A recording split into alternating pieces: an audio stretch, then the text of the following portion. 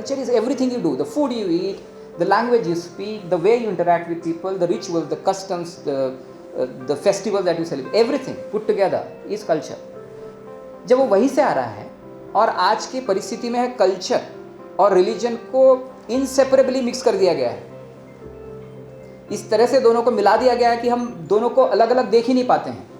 ऐसा हुआ है, इंडियन कॉन्टेक्स्ट में ऐसा हुआ है और ये बड़ा प्रॉब्लम है।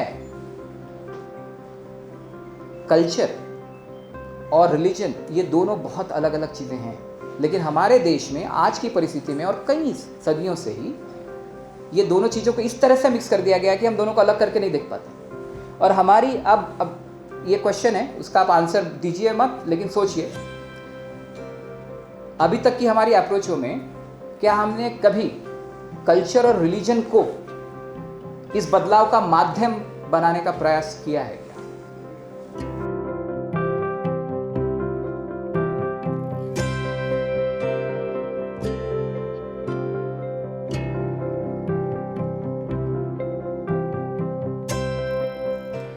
आम्ही भारताचे लोक भारताचे एक सार्वभौम समाजवादी धर्मनिरपेक्ष लोकशाही गणराज्य घडविण्याचा व त्याच्या सर्व नागरिकास सामाजिक आर्थिक व राजनैतिक न्याय विचार अभिव्यक्ती विश्वास श्रद्धा व उपासना यांचे स्वातंत्र्य दर्जाची व संधीची समानता निश्चितपणे प्राप्त करून देण्याचा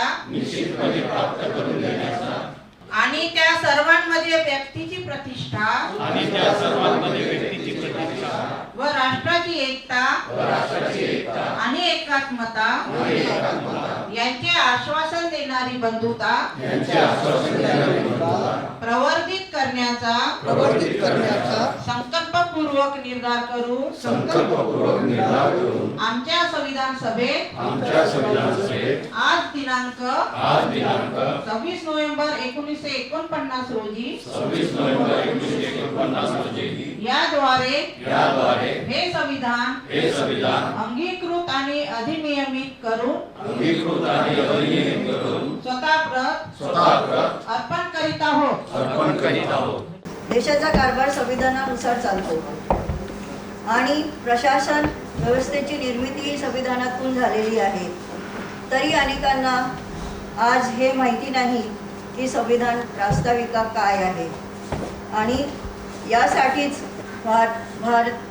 महाप्रभूचे अधिकारी विजय खोब्रागडे यांनी ज्यावेळी सीओ म्हणून नागपूरला कार्यरत होते त्यावेळी 2005 सालापासून संविधान ओळख हा उपक्रम सुरू केला। प्रथमतः त्यांनी शाळेच्या भिंतीवरती संविधान प्रास्ताविका लिहिण्यास सुरुवात केली आणि ती मुलांकडनं वाचून घेण्यात आली। मुलांना त्यातले शब्दांची ओळख झाली। जरी शब्दांचे अर्थ कळत नसतील तरीही त्यांच्या मनावर आणि त्यांच्या डोक्यामध्ये मस्तकामध्ये हे शब्द साठवून ठेवण्याची तेवढी त्यांची ताकद असते लहान मुलांची। जसं आम्ही भारताचे आपले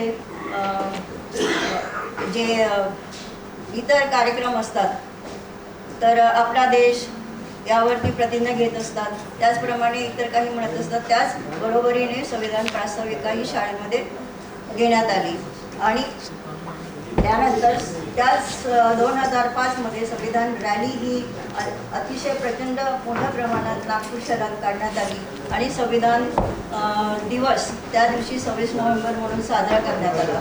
संविधान ओळख हा शासकीय कार्यालयामध्ये तसेच शासकीय कार्यालयामध्ये विद्यालयामध्ये लावण्यात आली आणि त्याचे वाचनही करण्यात येत होते। त्यानंतर वर्धा येथे कलेक्टर असतानाही सरांनी वर्धेमध्येही हा कार्यक्रम राबविला। त्यानंतर समाज कल्याण येथे गेल्यानंतरही हा कार्यक्रम सुरूच राहिला। आमच्या पाठपुराव्यामुळे राज्यातील सर्व शाळांमध्ये संविधान प्रास्ताविका लावण्यासाठी आणि रोज वाचन करण्यासाठी शालेय शिक्षा विभागाने पत्र काढले आज जे आपले अतिथी आपल्याला लाभलेले आहेत ते सन्माननीय व्यक्ती माननीय समान शेखर सर हे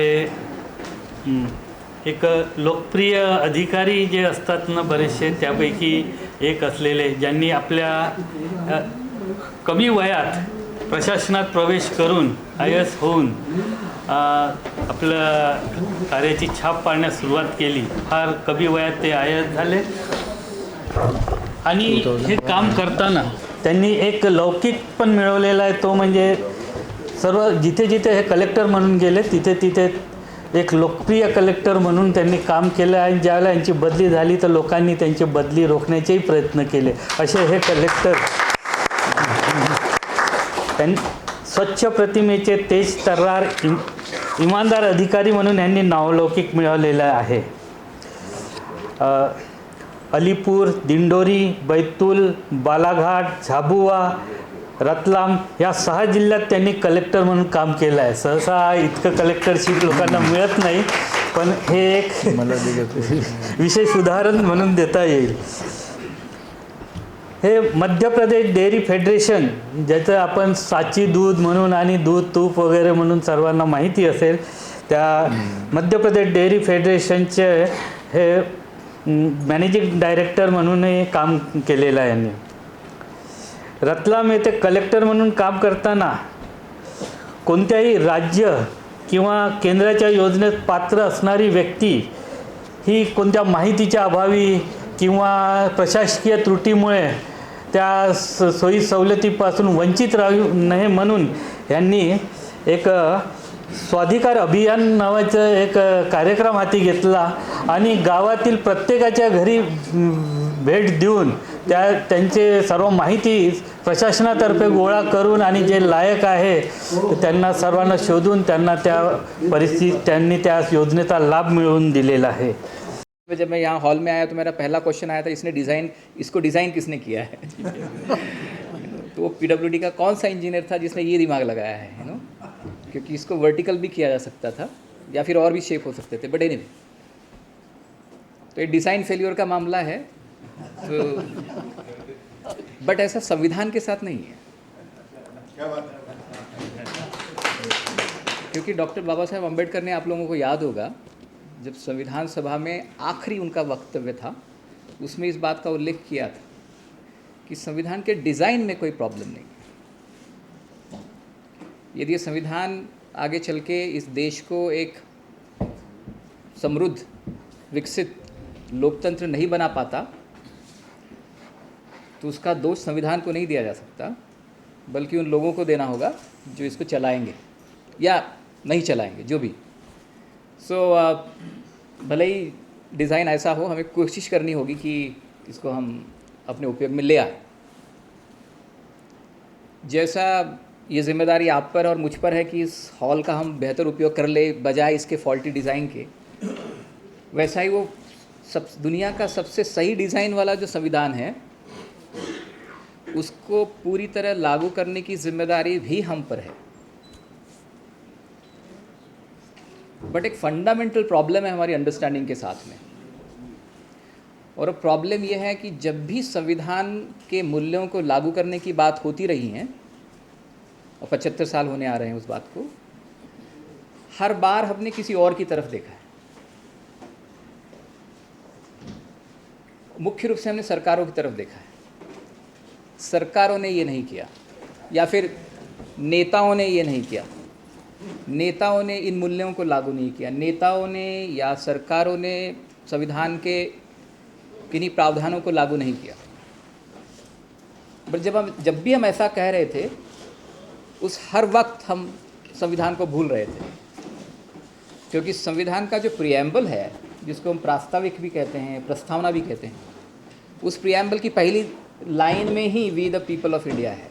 उस प्रस्तावना को यदि आप सही मायने में समझे तो आपको समझ में आएगा, हम सबको समझ में आएगा कि उसमें लिखी हुई हर एक बात को लागू करने की जिम्मेदारी हम भारत के लोगों की है, सरकारों की नहीं. यदि संविधान निर्माताओं को ये अपेक्षा होती कि संविधान को लागू करने की जिम्मेदारी केवल सरकारों की और नेताओं की है, तो वैसा लिखते we the government of India will do this, but they did not write it like that. उन्होंने ऐसा नहीं लिखा, उन्होंने लिखा हम भारत के लोग ऐसा करेंगे, हम भारत के लोग भारत को ऐसा राष्ट्र बनाएंगे। सो ये जिम्मेदारी जब हम कहते हैं कि हमारी है, तो मुझे लगता है वो पहली स्टेप है सही दिशा में, जो बहुत से लोग अभी तक नहीं ले पाए हैं। तो आज का जो विषय फिर मैंने रिक्वेस्ट किया, इजेड ही आप सब आपको इजेड बोलते हैं, तो मुझे वो बड़ा अच्छा लगता है। तो इजेड साहब ने जो विषय रखा था, तो मैंने उनको निवेदन किया कि इसको थोड़ा यदि आप बदल पाएँ तो मेरे दिमाग में जो चीज़ें हैं मैं रख पाने का मुझे अवसर मिलेगा। तो संविधान में क्या प्रावधान है, उसमें क्या मूल्य निहित है, क्या लिखा है, इसकी बात तो लगभग इस कक्ष में बैठा हर एक व्यक्ति जानता है, उसको दोहराने का बहुत ज़्यादा औचित्य नहीं है। और जिस दिशा में मैं पिछले कुछ सालों से, कुछ हमारे मित्र भी हमारे साथ यहाँ पर है जो हमारे साथ जुड़कर काम करते हैं, और मैं मानता हूँ कि उस कारवां में यहाँ बैठा हर एक व्यक्ति शामिल है, तो उस सोच के साथ में हम कैसे आगे बढ़ सकते हैं संवैधानिक मूल्यों को लेकर, उस पर मैं अपनी बात रखना चाहूँगा। संवैधानिक मूल्य, इस पर मैं ज़्यादातर बात करना चाहूँगा, और ख़ासकर वो जो हमारे संविधान के प्रीएम्बल में, प्रस्तावना में दिए गए हैं। मेरा मानना है कि संविधान की जो प्रस्तावना है उसमें जो मूल्य दिए हैं, पहले पृष्ठ पर है वो संविधान की प्रस्तावना। कुछ लोगों का मानना था कि ये जो प्रस्तावना है वो संविधान का इंटीग्रल पार्ट नहीं है, मूल हिस्सा नहीं है। इस पर काफ़ी लंबे समय तक, 4 दशक तक तो कम से कम डिबेट चला। फिर सुप्रीम कोर्ट ने एक ऑर्डर में कहा कि नहीं, वो इसका हिस्सा है। बट मुझे समझ में नहीं आ रहा है कि संविधान का पहला पृष्ठ जिसको प्रियम्बल कहा जाए, वो संविधान का हिस्सा मानने में इतना समय क्यों लगा हो। और उसके पीछे भी एक विचार है जिसको मुझे लगता है कि अभी हमारे पास समय नहीं उस विचार को समझने का, बट वो है उसके पीछे का विचार। आपको याद होगा जब preamble was the first document जो that was created, objective resolution से आता है वो, लेकिन जब उसको प्रस्तुत किया गया था संविधान सभा में, फिर उस पर विचार नहीं हुआ था, और फिर पूरा संविधान लिख लेने के बाद में फिर उसको लाया गया था वापस, और फिर वो पारित हुआ था। और उसकी पूरी काफ़ी किताबें संविधान के प्रियम्बल में भी लिखी जा चुकी हैं। बट मैं जो एक बात रखना चाह रहा हूँ वो ये कि संविधान में जो मूल्य लिखे हुए हैं, जो वैल्यूज़ हैं, इक्वालिटी की, जस्टिस की, लिबर्टी, फ्रैटर्निटी और डिग्निटी, इनकी मैं बात डिटेल में करूँगा। ये वो वैल्यूज़ है जो पूरा संविधान हमारे देश में स्थापित करना चाहता है। और उसके पीछे के जितने भी पन्ने हैं, वो 395 जो आर्टिकल है, अनुच्छेद है, वो सिर्फ और सिर्फ इन मूल्यों को धरातल पर उतारने के लिए लिखे गए हैं। आप बहुत गहराई से विचार करेंगे तो अलग अलग प्रावधानों को देखेंगे तो आपको कहीं कहीं पर कॉन्फ्लिक्ट नज़र आएगा कि ये पर्टिकुलर प्रोविज़न इस वैल्यू को शायद इम्प्लीमेंट नहीं कर पाएगा। बट ऑब्जेक्टिव तो वही है कि ये जो मूल्य हैं वो स्थापित हो पाए। बट आज की जो रियलिटी है और अनेक वर्षों की जो रियलिटी है वो तो यही बतलाती हैं हमें कि ये जो मूल्य हैं, समानता का मूल्य, स्वतंत्रता का मूल्य, न्याय का मूल्य, बंधुत्व का मूल्य, ये स्थापित होना तो बहुत दूर की बात है। इसकी छोटी सी झलक भी हमको हमारे समाज में, विस्तृत समाज की बात कर रहा हूँ, और मैं विस्तृत समाज के बारे में विस्तृत रूप से बात करूँगा, उसमें हमको नहीं देखने को मिलती। इस दिशा में बहुत प्रयास हुए हैं। आपको जानकारी है, कई सामाजिक आंदोलन इस दिशा में प्रयास कर रहे हैं। नाम लिए बगैर भी आपको सबको पता है कि कौन से ऐसे सब बड़े सामाजिक संगठन हैं जो देश के स्तर पर, कभी कभी राज्य के स्तर पर भी इन मूल्यों को, इन संवैधानिक मूल्यों को समाज में स्थापित करने का काम कर रहे हैं। इनफैक्ट संविधान फाउंडेशन का काम भी उसी दिशा में है। और अनेक मैस मूवमेंट इस दिशा में चली हैं, जिन्होंने आगे चल के राजनीतिक स्वरूप भी प्राप्त किया। बट ये तो सही बात है कि प्रयास बहुत हुए हैं। बट जो प्रयास हुए हैं, उन प्रयासों की तरफ यदि आप देखें तो आपको कम से कम मुझे ऐसा हमेशा एक एहसास होता रहा है कि ये प्रयास बहुत अच्छे है, उनकी शुरुआत भी बहुत अच्छे तरह से हुई है, लेकिन वो अपने लॉजिकल कंक्लूजन तक नहीं पहुंच पाए। हम उनको उसके अंतिम पड़ाव तक नहीं ले जा पाए। यदि हम ये कहें कि जहाँ तक अवेयरनेस की बात है कि संविधान में ये मूल्य दिए हैं कि इस देश में पैदा होने वाला हर एक बच्चा, हर एक बच्ची समान है, हर एक व्यक्ति सोशली इक्वल है, ये मूल्य तो संविधान में है और उसकी अवेयरनेस भी यहाँ बैठे हर एक व्यक्ति में इस वक्त है, लेकिन ज़्यादातर लोगों में पहुँची है। या स्वतंत्रता की बात हो, बंधुत्व की बात हो, न्याय की बात हो, लेकिन ये क्या वास्तविक रूप से हमारे विचारों और व्यवहार में आ पाया है? ये ऐसा प्रश्न है जो प्रत्येक व्यक्ति को सबसे पहले खुद को पूछना होगा। हमें पता है कि ये बहुत अच्छे वैल्यूज़ है, ये ह्यूमनिस्टिक वैल्यूज़ है, मानवीय मूल्य है, और शायद ही इससे अच्छे मूल्य आपको दुनिया में कहीं और नज़र आएंगे। दुनिया के जो भी अच्छे देश है, अच्छे विचार रखने वाले देश हैं, उन सब में ये मूल्य भी आपको मिलेंगे। बट ये जानकारी अपने आप में काफ़ी है क्या कि अच्छे मूल्य है, या फिर ये समझ कि हमको इन मूल्यों को अपने विचारों में और व्यवहार में ले आना चाहिए, ये समझ भी क्या काफ़ी है? और मुझे लगता है कि बिल्कुल नहीं है। केवल इन मूल्यों के बारे में जानकारी होना या फिर ये समझ होना कि मुझे हमारे जीवन में ये होने चाहिए काफ़ी नहीं है। और मुझे लगता है कि जो कारवां है इन मूल्यों को स्थापित करने का, वो कहीं ना कहीं उस अवेयरनेस और अंडरस्टैंडिंग के लेवल पर आकर रुक गया है। वो हमारे विचारों में और व्यवहार में नहीं उतरा। क्या लगता है आपको? ये बात पहले इसको फैक्ट को एज अ फैक्ट मान ले और आगे बढ़े, या फिर इसमें कोई डिस्प्यूट है? छोटा समूह है हमारा, तो हम इंटरैक्ट भी कर सकते हैं। बहुत बड़ा हो तो वो पॉसिबल नहीं होता। तो यदि आप इस बात से सहमत है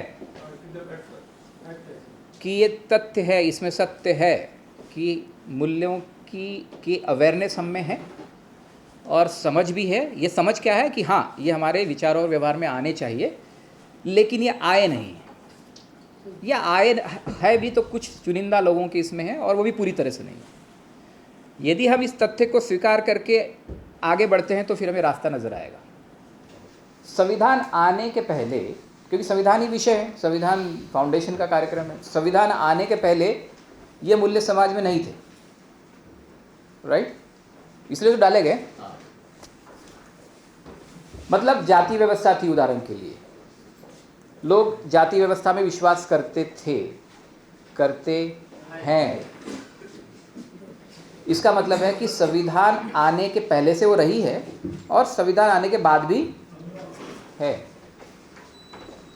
राइट? और तो स्वतंत्रता पर और लैंगिक समानता पर और इन विषयों पर भी हम बात कर सकते हैं, पर एक विषय को पकड़ के चलते ताकि समझ पैदा हो।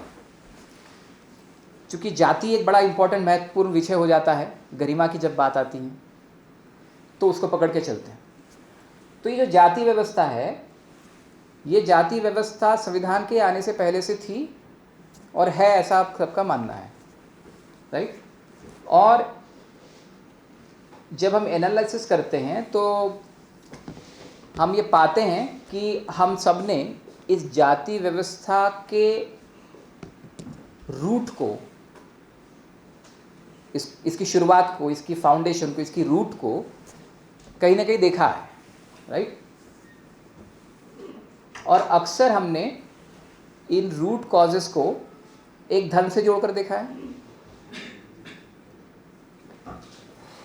अच्छा ठीक है, अब मैं फीडबैक नहीं लूँगा, बट यदि मैं बहुत आपकी जो अंडरस्टैंडिंग है उससे बहुत एक्सट्रीमली अपोजिट बोल रहा हूँ तो फिर थोड़ा सा धैर्य रखिए, बट क्योंकि ऐसी कुछ चीज़ें आपको सुनने को मिलेगी। सो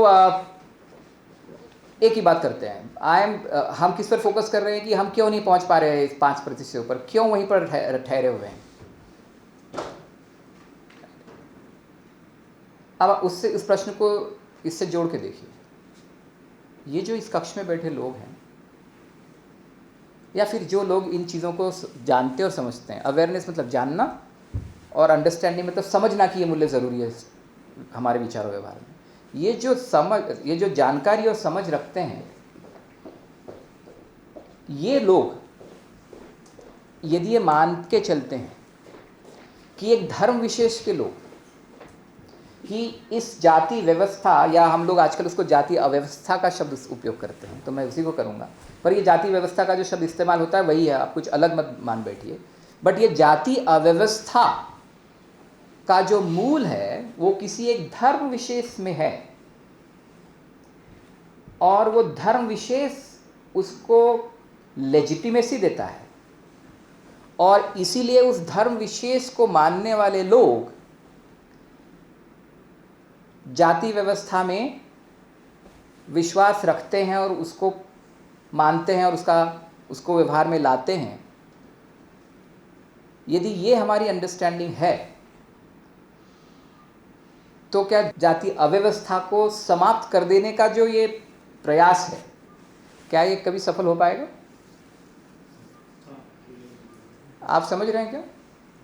इन मूल्यों को स्थापित करना, equality for example of status and opportunity. क्या होता है स्टेटस? मतलब गरिमा की बात कर रहा है वो, कि सामाजिक रूप से सबकी जो प्रतिष्ठा है समान है। स्टेटस मतलब प्रतिष्ठा।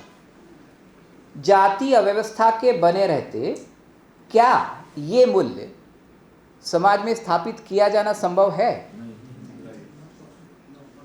Not possible. Very clear.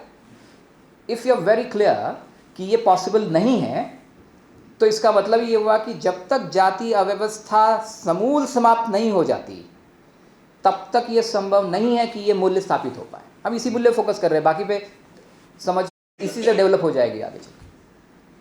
जब ऐसा हमने मान लिया और समझ लिया कि जब तक जातीय व्यवस्था को समाप्त नहीं करते तब तक ये मूल्य स्थापित नहीं हो सकता, तो उसके लिए क्या जरूरी है? ये जाति अव्यवस्था का जो सिस्टम है वो कहाँ से ओरिजिनेट होता है,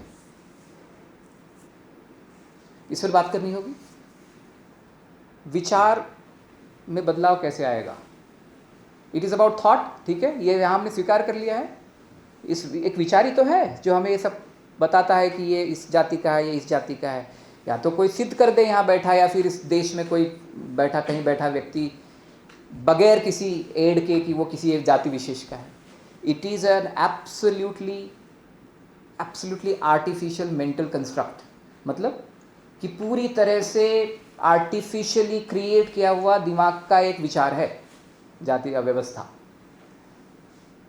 तो इस जाति अव्यवस्था को उस किसी व्यक्ति के मेरे दिमाग में भी है, आपके दिमाग में भी है, आपके दिमाग में भी है, सबके पास है ना। हमारे विचारों में भी है, हमारे व्यवहारों में भी वो दिखता है। तो जब ये ऐसा है तो उसको, उस विचार को वहाँ से रिप्लेस करने का तरीका क्या है? अल्टीमेटली उस पर जाना होगा, राइट। यदि समय होता तो जरूर सुनते, ये जाना होता, राइट। मतलब जब ऐसा हम ये समझ पाते हैं कि उस विचार को रिप्लेस करने के लिए आपको कुछ न कुछ तरीके तो ढूंढने पड़ेंगे, राइट। क्योंकि हमने यदि ये फंडामेंटली मान लिया है कि जो भले ही कुछ ग्रंथों में ऐसा लिखा हुआ, पहली अंडरस्टैंडिंग ये जो मनुस्मृति है, या फिर थोड़ा सा आगे उसके और पीछे चले जाइए तो वेदों में भी आपको मिल जाएगा। ऋग्वेद में लिखा हुआ है, जाति अव्यवस्था के बारे में तो नहीं है बट वर्ण व्यवस्था के बारे में है। जो ये हम एक तरह से कह सकते हैं कि जाति व्यवस्था का एक जो उससे पहले का जो एक सोशल डिवीजन था वो वर्ण पर आधार, वर्ण व्यवस्था, उसे भी अव्यवस्था कहना चाहिए, तो वर्ण अव्यवस्था पर आधारित था। और वर्ण अव्यवस्था का उल्लेख ऋग्वेद में है। उसके ऋग्वेद जो पहला वेद है और उसके 10वें मंडल पे लिखा हुआ है कि ऐसे वर्ण हैं और उनमें ऐसे भेद है। मेरी फंडामेंटल अंडरस्टैंडिंग ये कहती है कि चाहे वो ऋग्वेद हो, चाहे वो स्मृति हो, मनुस्मृति, सो ऋग्वेद तो श्रुति हुआ, मनुस्मृति स्मृति की श्रेणी में आ गई, उसके बाद पुराण भी है कुछ, राइट। ये सभी जो दस्तावेज है जिसको आप ग्रंथ कहते हैं, आप उसको ग्रंथ भी कह लीजिए, ये जो ग्रंथ है, ये ग्रंथ कुछ लोगों ने, कुछ चुनिंदा लोगों ने, जिनको अक्सर हम ब्राह्मण इस शब्द से जानते हैं, उन्होंने लिखे। उन्होंने लिखे ना, क्योंकि लिखने का अधिकार किसी और के पास था ही नहीं।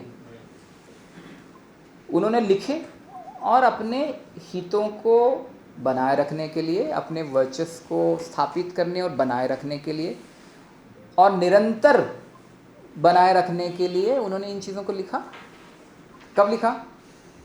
ऋग्वेद लिखा गया कहते हैं, अब क्योंकि एक समय पे तो किसी ने बैठ के नहीं लिखा है ऋग्वेद, लगभग 400-500 सालों के दौरान लिखा गया। लगभग 1000 बीसी से लेकर 500 बीसी के बीच में ऋग्वेद लिखा गया। मनुस्मृति का भी डेट हमें नहीं पता, बट 100 बीसी से लेके 100 सी के आसपास लिखा गया, इन 200 सालों के दौरान। मैं यदि 15 साल तक 5 पहली से लेके 5वीं तक, पहली से लेके 6वीं तक के बच्चों के साथ 5-6 साल से लेके 12-13 साल की उम्र तक के बच्चों के साथ मैं काम करूं, तो वो जो जनरेशन है वो कास्टलेस जनरेशन पैदा होगी। और यदि मैं 3 जनरेशन के साथ 15-16 साल तक काम करूं, तो आगे आने वाली पूरी पीढ़ी कास्टलेस पीढ़ी हो सकती है, राइट। पर ऐसा करने के लिए मेरे पास इंस्ट्रूमेंट्स और टूल्स चाहिए, और वो इंस्ट्रूमेंट्स और ऐसा बोलने से नहीं होगा। मैं किसी बच्चे के सामने जाके या टीचर के सामने या आपके सामने ऐसी बात कह के कोई बदलाव नहीं आने वाला है, कोई भी नहीं, 1% बदलाव भी नहीं आएगा यदि मैं बातें यही बातें आपके सामने रखूँ या किसी और के सामने। ऐसी चीज़ें करनी होगी जो पैडागॉजी जिसको बोलते हैं ना, पैडागॉजी मतलब बच्चे जिस चीज़ों को समझते हैं उनके सबकॉन्शियस को हिट करना होगा, उनके अंतर्मन में ये चीज़ों को स्थापित करना होगा, उसके टूल्स और इंस्ट्रूमेंट्स ढूंढने होंगे। सो हम लोग इस प्रयास में है कि उन टूल्स और उन इंस्ट्रूमेंट्स को सामने लाएं और फिर वहाँ तक उनको पहुँचाएं, घरों में पहुँचाएं, समाज में पहुँचाएं, स्कूलों में पहुँचाएं, और फिर वहाँ वो चीज़ें चालू हो। नाउ दूसरा अप्रोच क्या होगा? अब उनका क्या, जो ऑलरेडी इस विचारधारा में है, जो 15-20 साल से हो चुके हैं और उसके ऊपर के हैं, कॉन्क्रिटाइज हो गई है, what about them, people like us, people like me, right. उनके लिए थोड़ा कठिन है, बट अप्रोच उनके लिए भी लाना होगा। तो आप देखेंगे कि ये जो चीज़ें हैं ये बहुत हद तक हमारे रोज़मर्रा की ज़िंदगी से, हमारे रीति रिवाजों से, किसी भी धर्म से जुड़े हो, धार्मिक रीति रिवाज या सांस्कृतिक रीति रिवाजों से जुड़े हुए चीज़ें हैं, उनमें से आती हैं। ऐसे कई कर्मकांड है, ऐसे कई धार्मिक या फिर ज़्यादातर सांस्कृतिक उत्सव है, त्यौहार जिसको कहते हैं, हम उत्सव कहते हैं, उनमें से ये चीज़ें धीरे धीरे परपेचुएट होती हैं। आप थोड़ा सा और एनालिसिस करिएगा, क्योंकि मैं जो बातें कह रहा हूँ वो 6-7 साल के रिसर्च और एनालिसिस के बाद कह रहा हूँ, तो मैं ये अपेक्षा करूँ कि आप अभी इमीडिएटली मेरी बात को स्वीकार कर ले, तो ये बड़ा it's wrong on my part, completely wrong, right. इसके लिए मैंने यदि सैकड़ों किताबें पढ़ी और लगभग सैकड़ों डिबेट्स और इसके थ्रू निकला है, तो टाइम लगेगा, बट मौका है हमारे पास एक विचार को रखने का, तो मैं रख रहा हूँ। सो वहाँ पर हमें फंडामेंटली समझना पड़ेगा कि ये जो चीज़ें हमारे दिमाग में आती हैं, बैठती हैं और हमारे व्यवहार में आती हैं, वो आती हैं हमारे इर्द गिर्द से, हमारे कर्मकांड से, डेली जो रूटीन और रिचुअल्स हम करते हैं, त्यौहार उत्सव, उनसे। और ये जो डोमेन है वो डोमेन है रिलीजन और कल्चर का। इन विचारों को आप रिलीजन और कल्चर से सेपरेट करके नहीं देख सकते। That is the second most fundamental flaw in our understanding strategy. अभी तक के प्रयासों में ये अंडरस्टैंडिंग का फ्लॉ रहा है कि हमने कहा है कि हम ये जो जाति अव्यवस्था को हटाने का काम है या फिर समता को स्थापित करने का काम है, ये हम धर्म और संस्कृति, जिसको कल्चर कहते हैं, रिलीजन और कल्चर को परे रखकर कर सकते हैं, right. This is, I believe, a fundamental flaw in the strategy to transform people. क्योंकि उसका जो ओवरऑल सोर्स है हमारे लाइफ में वो culture is everything you do, the food you eat, the language you speak, the way you interact with people, the ritual, the customs, the festival that you celebrate, everything put together is culture. जब वो वहीं से आ रहा है और आज की परिस्थिति में है कल्चर और रिलीजन को इनसेपरेबली मिक्स कर दिया गया है, इस तरह से दोनों को मिला दिया गया है कि हम दोनों को अलग अलग देख ही नहीं पाते हैं। ऐसा हुआ है, इंडियन कॉन्टेक्स्ट में ऐसा हुआ है और ये बड़ा प्रॉब्लम है। कल्चर और रिलीजन ये दोनों बहुत अलग अलग चीज़ें हैं, लेकिन हमारे देश में आज की परिस्थिति में और कई सदियों से ही ये दोनों चीज़ों को इस तरह से मिक्स कर दिया गया कि हम दोनों को अलग करके नहीं देख पाते। और हमारी अब ये क्वेश्चन है, उसका आप आंसर दीजिए मत, लेकिन सोचिए अभी तक की हमारी अप्रोचों में क्या हमने कभी कल्चर और रिलीजन को इस बदलाव का माध्यम बनाने का प्रयास किया है क्या?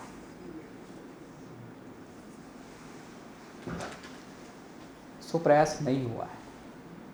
और यदि आप बहुत थोड़ा सा और गहराई में सोचेंगे तो आप पाएंगे कि कल्चर एक ऐसा डोमेन है जिसमें एंटर किए बिना, जिसमें घुसे बिना, जिसका उपयोग किए बिना जातीय व्यवस्था को नहीं हटाया जा सकता, क्योंकि आपकी ज़िंदगी का हिस्सा वो बना है, क्योंकि वो जो कल्चर है उसके थ्रू बना है। और जब तक उस कल्चरल डोमेन में आप एंटर नहीं करेंगे तब तक उस अव्यवस्था को हम नहीं हटा पाएंगे। और उस कल्चरल डोमेन का सबसे इम्पॉर्टेंट पहलू में से कुछ पहलू है जो रीति रिवाज या उत्सव या त्यौहार, जिसको हम किसी भी नाम से आप जानते हो, जो सेलिब्रेट करते हैं हम लोग, वहाँ पर इंटरवेंशंस करने की ज़रूरत है, राइट? और वो इंटरवेंशन क्या होंगे, किस तरह के होंगे, उस पर मैं फिर 5 मिनट में बात करता हूँ, क्योंकि आपने कहा कि वो कंक्लूड करने वाला है। But conclusion is not always the objective of the speaker. Sometimes raising questions and leaving them unanswered is also an objective. My primary objective today is to actually generate these questions in your minds and leave them unanswered to a large extent. Maybe answer a few of them, but not all. You find your answers, and if you need my help, come to me, I'm there. 2-3 solutions. Can't conclude, but still towards conclusion. एक, उस cultural domain में enter करना पड़ेगा। जिन cultural practices के through ये अव्यवस्था आई है समाज में, उन कल्चरल प्रैक्टिसेस को बदलने का प्रयास करना होगा। उसके लिए इंस्ट्रूमेंट्स और टूल्स क्रिएट करने पड़ेंगे जो उन चीज़ों को बदल के बाद ऑल्टरनेटिव कल्चरल प्रैक्टिसेस क्रिएट करते हुए लोगों और जनता के बीच में जाना होगा। ये ऑलरेडी आपके मित्र कर रहे हैं, जो दूसरी विचारधारा के ऑलरेडी कर रहे हैं। They are using this instrument all these years. हमारे जो मित्र है, जो विरोधी विचारधारा के मित्र कहते हैं उनको, हमारे कोई दुश्मन तो है नहीं देश में, वो मित्र जो है वो पिछले 100 सालों से कल्चर और रिलीजन का डोमेन का इस्तेमाल करके इन चीज़ों को, इन अव्यवस्थाओं को परपेचुएट करते चले जा रहे हैं। और हम कह रहे हैं कि उस डोमेन में हम जाएंगे ही नहीं। मतलब ये हुआ कि फुटबॉल के गेम में वही खेल रहे हैं क्योंकि हमने एंटर ही नहीं किया उस डोमेन में, और पूरा का पूरा डोमेन हमारा है। The entire culture, if you read history of India, यदि आप उसको और गहन अध्ययन करें तो आप पाएंगे कि पूरा कल्चर हमारा है। उसको ओन अप करने की ज़रूरत है। और जहाँ जहाँ हमें लगता है कि वो खराबियाँ हैं, वो चीज़ें हैं जहाँ से ये चीज़ें निकल रही हैं, पूरा का पूरा खराब नहीं है। जहाँ है वहाँ उसको दूर करने की ज़रूरत है, वहाँ एक ऑल्टरनेटिव थ्रो अप करने की ज़रूरत है। सो ये प्रयास करने की हमें ज़रूरत है। इससे धीरे धीरे समाज में वो बदलाव पॉसिबल है। बच्चों के लिए बहुत सारी चीज़ें, गेम्स और क्रिएटिव एक्टिविटीज़ और स्टोरीज़ और बहुत सारी एक्टिविटीज़ लाई जा सकती है, जो धीरे धीरे जब वो प्लेग्राउंड में, अपने घरों में, अपने स्कूलों में जब वो करें तो धीरे धीरे वैल्यूज़ उन पर, उनके दिमाग में इंकलकेट हो, उनके इसमें स्थापित हो, राइट। और यदि हमें निरंतर रूप से कर पाते हैं इस समझ के साथ में, जिस व्यक्ति को मैं बदलना चाहता हूँ, जिस व्यक्ति को मैं मानता हूँ कि इनमें इन मूल्यों को लाने की मुझे ज़रूरत महसूस होती है, उसको पूरी तरह से स्वीकार करते हुए, by completely accepting that individual as my equal being, that's the only way I can change. यदि मैं ये मान के चलूँगा ये तो मूर्ख है, इनको तो समझ में नहीं आता, इनको तो समझ में ही नहीं आएगी, ये तो उस विचारधारा के हैं, ये यदि ये विचार मेरे मन में है तो वो तो कनेक्शन ही नहीं बनेगा, वो एक इनविजिबल बैरियर क्रिएट करता है ये। और जब भी हम बात करते हैं ना, हम वो इनविजिबल बैरियर नहीं देख पाते, वो देख लेता है और अगली बार आपसे बात ही करना छोड़ देता है, क्योंकि वो तरीका ही नहीं है अप्रोच करने का। किसी में इन वैल्यूज़ का उल्लेख करके डाला ही नहीं जा सकता, क्योंकि इन शब्दों का उपयोग करके तो वो चीज़ें आई नहीं है, और नहीं उन शब्दों का उपयोग करके वो जा सकती है। वो जहाँ से आई है, जैसे आई है, उन्हीं इंस्ट्रूमेंट्स का, उन्हीं तरीक़ों का उपयोग करके करना होगा। बदल होतो, त्याची सुरुवात स्वतःपासून करायची असते। बदलाची सुरुवात तुम्ही बदला हे सांगणं सोपं आहे, आणि याचा बदलाचा इतिहास जर बघितला तर तो डॉक्टर बाबासाहेब आंबेडकरांपासूनच आपल्याला दिसतो। 14 ऑक्टोबर 1956ची धम्मक्रांती आणि 22 प्रतिज्ञानंतर खेड्यापाड्यातल्या लोकांनी घरातले देव फेकून दिले, ते मला वाटते खूप मोठा बदल होता तो। घडत नाही असं नाही आहे, घडतं, आणि हे पाहिलेलं आहे। म्हणजे मी खेड्यातून आलेलो आहे, मी अनेक ठिकाणी सांगतो, म्हणजे त्यांनी बुद्धांनी धम्म वाचला नाही, बाबासाहेब वाचला नाही आहे, तरी पण त्यांच्या एका शब्दांवर तो बदल त्यांच्या मनामध्ये आला। म्हणजे मनाचं स्वातंत्र्य हे सगळ्यात मोठं स्वातंत्र्य म्हणतो आपण, ते बाबासाहेब सांगतात। त्यामुळे तो विचार जो आहे बदलाचा, त्याला आपण सामाजिक क्रांती म्हणू, व्यवस्था बदलाचा। व्यवस्था बदलाबद्दल बाबासाहेब असं म्हणतात की व्यवस्था मला घाबरते, कारण माझ्याकडे निष्कलंक चारित्र्य आहे, नुसते विद्वत आहे म्हणून नाही घाबरत। मग आपल्याला बदल घडायचा असेल तर काय लागेल? निष्कलंक चारित्र्य लागेल, शील लागेल, अर्थातच त्याग, स्वाभिमान ह्या ज्या गोष्टी आहेत, बदल घडेल। मार्ग बाबासाहेबांनी सांगितला, तथागत बुद्धांनी पण सांगितला। बुद्ध असं म्हणतात की चुकीच्या दिशेने जे भीड चालली आहे त्याचा भाग बनू नका। गलत दिशा में जो भीड़ चल रही है उसका हिस्सा बनने से सही दिशा में अकेले चलते रहो। आता कसं चाललं आहे आपल्याकडे?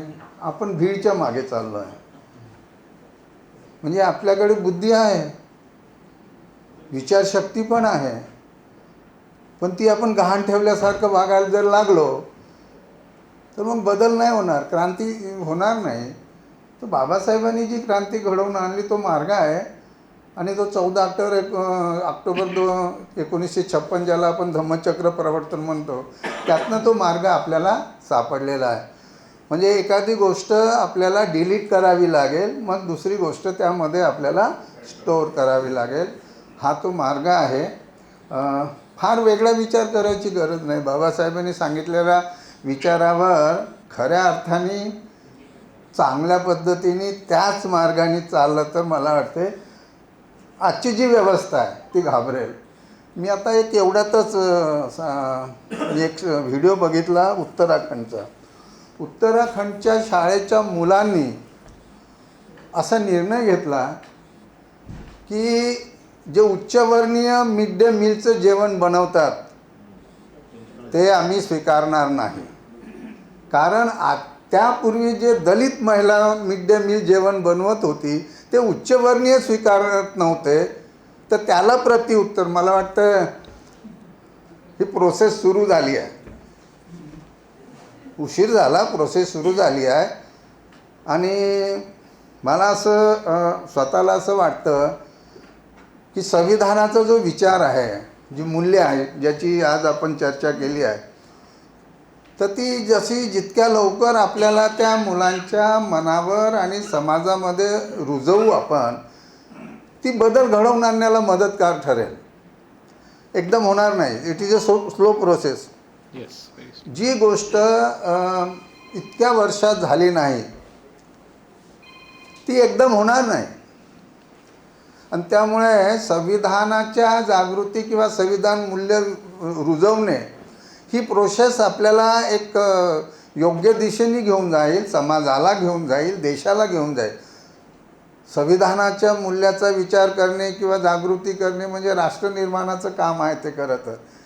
ते आपल्याला एकदम कळणार नाही, ते चमत्कारिक नाही आहे ते, पण तो बदल जरूर घडत आहे. आणि ते उत्तराखंडच्या मुलांच्या मनामध्ये ती भावना आलेली आहे की आम्ही तुमच्यापेक्षा पण आम्ही कमी नाही आहे, म्हणजे कनिष्ठ नाही आहे.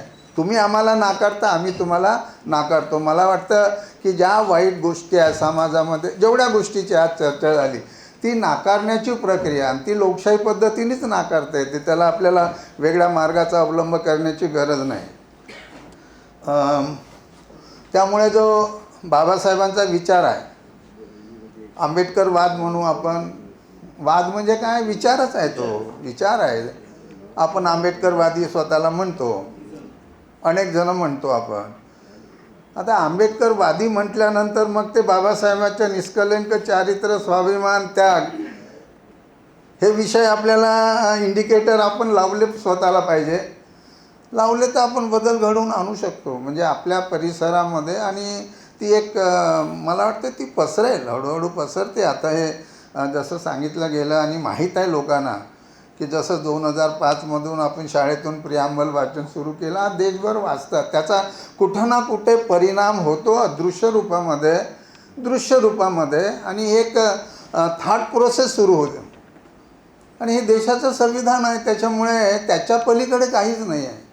सर्वोच्च कायदा आहे. ज्या कुणाला काही मिळत असेल, आम्हाला मिळालं, शेखरला मिळालं, तुम्हाला जे कोणी जे काही मिळालं असेल ते संविधानातून मिळालेलं आहे.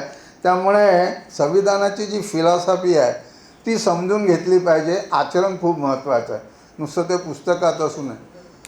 मी आता या विषयावर तर नाही बोलणार, पण आपलं बजेट आलं आता, केंद्राचं बजेट वाचलं असेल सगळ्यांनी. आपण बुद्धिजीवी आहोत, जाणकार आहोत.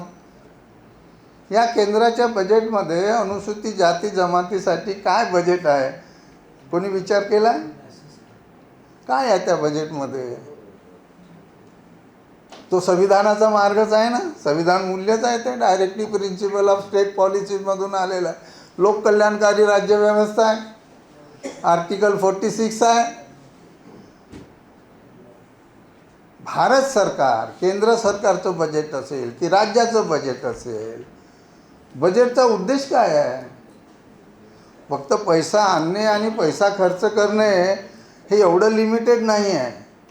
तर ह्या रिसोर्सेसचं वाटप संविधानानुसार हे ज्यांना काही मिळालं नाही त्यांच्यापर्यंत पोहोचवणे पण आहे. आणि ती जर पोहोचवल्या जात नसेल तर ज्यांच्यावर ही जबाबदारी आहे त्यांना पण प्रश्न विचारावा लागेल. आता मी थोडाफार बजेटचा मी सकाळमध्ये पण मी माझे कॉमेंट दिले होते.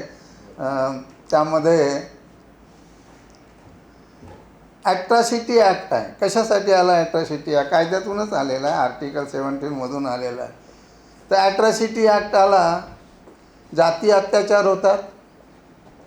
जवळजवळ आकडा असं सांगतो NCRBचा 2021-22चा, हा 67,000 केसेस देशात आहेत, 67,000. आणि ॲट्रॉसिटीचं प्रिव्हेन्शन करणे आणि घटना घडली तर त्याला पनिशमेंट करणे आणि पीडितांना रिहॅबिलेशन करणे, आर्थिक मदत देणे, नोकरी देणे, जागा देणे, ह्या सगळ्या गोष्टी आहेत त्याला. मागच्या 3 वर्षाचं जर बजेट बघितलं आपण, ज्याचा रिलेशन हे संविधानाच्या प्रोटेक्शनमध्ये आहे, संविधानाच्या सामाजिक आर्थिक विकासाशी संबंधित आहे. तर बजेट काय आहे? या वर्षीचं 473 कोटी बजेट आहे. मागच्या वर्षी 550 कोटी होते. बजेट वाढलं पाहिजे की घटलं पाहिजे? वाढलंच पाहिजे. घटलं. एकीकडे ॲट्रॉसिटीच्या घटना मात्र वाढत आहेत आणि बजेट कमी होत आहे. म्हणजे सरकारच्या हेतूवर आपल्याला शंका घ्यायला वाव आहे. अनुसूचित जातीचं बजेट नीती आयोगाच्या प्रमाणे त्याला नवीन नॉमेनक्लेचर दिलेलं आहे. Development action plan for schedule caste, development action plan for schedule tribe. आधी त्याला शेड्यूल कास्टचा प्लॅन, त्याच्यापूर्वी विशेष घटक योजना, स्पेशल कॉम्पोनंट प्लॅन, ट्रायबल सब प्लॅन असं नाव होतं. हरकत नाही, नाव काही पण द्या, पण मूळ हेतू काय त्याचा, की शैक्षणिक, सामाजिक, आर्थिक विकास झाला पाहिजे. मूलभूत ज्या गोष्टी माणसाच्या जगण्याला आवश्यक आहे त्या मिळाल्या पाहिजे. त्यासाठी योजना आल्या पाहिजे, त्या योजनेसाठी पैसा आला पाहिजे, तो पैसा नीटपणे खर्च झाला पाहिजे, त्याचं मॉनिटरिंग झालं पाहिजे, ते लाभार्थी योग्य पाहिजे. हे लाडकी बहीणसारखं नाही झालं पाहिजे. आधी वाटून टाकले आणि आता म्हणतो तुम्ही अपात्र आहे, तुम्हाला मिळणार नाही. सत्ता मिळवून घेतली. तर इथे पण सरकारच्या हेतूवर शंका आहे. भारत सरकारची किती लोक बजेटचे ॲनालिसिस करतात, आंबेडकरी विचाराचे लोक, आणि का करत नाही. इकडे लोककल्याणकारी राज्यव्यवस्था, डॉक्टर बाबासाहेब आंबेडकर सांगतात की directive principle of state policy is a novel feature of constitution. इतकं सुंदर आहे. It is a instrument of change. नुसते मूलभूत अधिकारच म्हणत राहू आपल्याला, आणि दोन जेवायला नाही, शिक्षण नाही, राहायला घर नाही, रोजगार नाही, उपजीविक काहीच नाही, तर त्या मूलभूत अधिकाराचं काय करायचं आहे. तर मूलभूत अधिकाराला डायरेक्टिव्ह प्रिन्सिपलशी जोडलं, that is a philosophy of constitution. ती मूल्य आहेत. बजेट काय आहे. या वर्षीच्या बजेटमध्ये अनुसूचित जातीसाठी 2,30,000 कोटी द्यायला पाहिजे होते. दिले किती, 1,68,000 कोटी.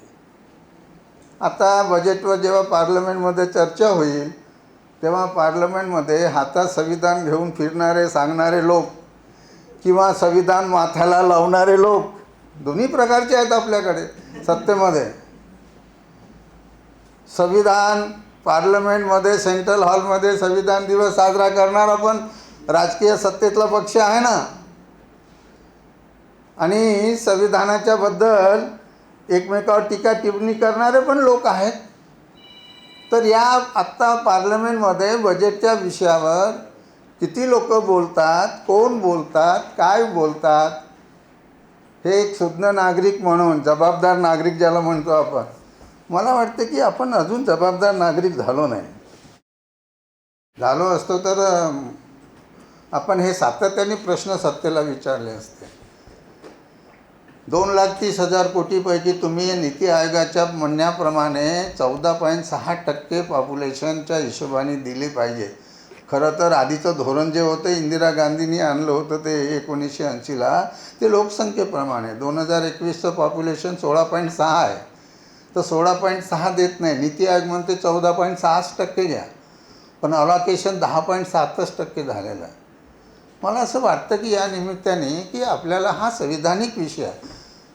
बजेट हा शब्द संविधानात नाही आहे, पण संविधानाचा आर्टिकल 112 आहे, आपण ते वाचलं पाहिजे. फायनान्शियल स्टेटमेंट, तर तेच बजेट आहे फायनान्शियल स्टेटमेंटमध्ये.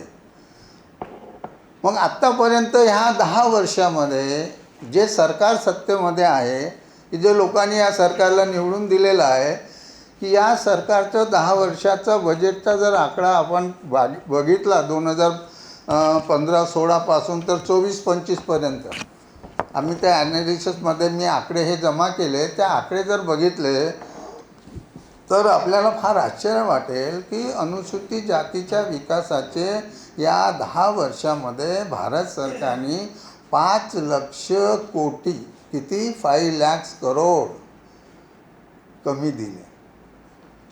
म्हणजे तो अन्याय एक प्रकारचा. आणि ट्रायबलसाठी 1.38 लाख करोड कमी दिले. म्हणजे दोन्ही मिळून 6.38 लाख करोड ह्या 10 वर्षात दिले नाही. आणि एकीकडे काय म्हटलं जातं, सबका विकास. सबका विकासमध्ये आम्ही कुठे आहे, कुठेच नाही आहे. बरं, बजेटमध्ये दिलेला पैसा म्हणजे त्यामध्ये पण टार्गेटेड आहे. म्हणजे खूप सोपं आहे. आपल्याला असं वाटतं क्लिष्ट आहे, जसं संविधान वाचणं क्लिष्ट वाटतं. ड्राय विषय आहे हा. म्हणजे संविधानावर आपण कल्चरल प्रोग्राम ठेवला तर खूप लोक जमा होतील गाणी ऐकायला, पण त्याच्यामध्ये संविधानावर आत्ता जसं ते बेसिक चर्चा झाली, I am thankful to you. म्हणजे अशा बेसिक प्रश्न उपस्थितच केले पाहिजे. दिमाग को जोर देना पडेगा. हे काय आहे? आणि हे बाबासाहेबांनी उपस्थित केलेले प्रश्न त्या काळातले आहेत, नवीन नाही आहेत. पण आपण ते विसरतो आहे. तर त्याची आपल्याला सातत्याने त्याची आठवण करून द्यावी लागेल. त्यासाठी आपण अशा विषय घेऊन आपण चर्चा करत असतो. मग आता ह्या बजेटबद्दल अभ्यास करा. आपापल्या क्षेत्रातले लोकप्रतिनिधी आहे, म्हणजे आपल्याला नागपूरमध्ये नितीन गडकरी साहेबाला जाऊन विचारलं पाहिजे प्रश्न. तुम्ही केंद्रामध्ये आहे, मंत्री आहे, आणि हे बजेटमध्ये एवढे पैसे देत नाही, यावर तुमचं काय म्हणणं आहे? कधीतरी असा प्रयत्न केला का आपण? आम्ही केला.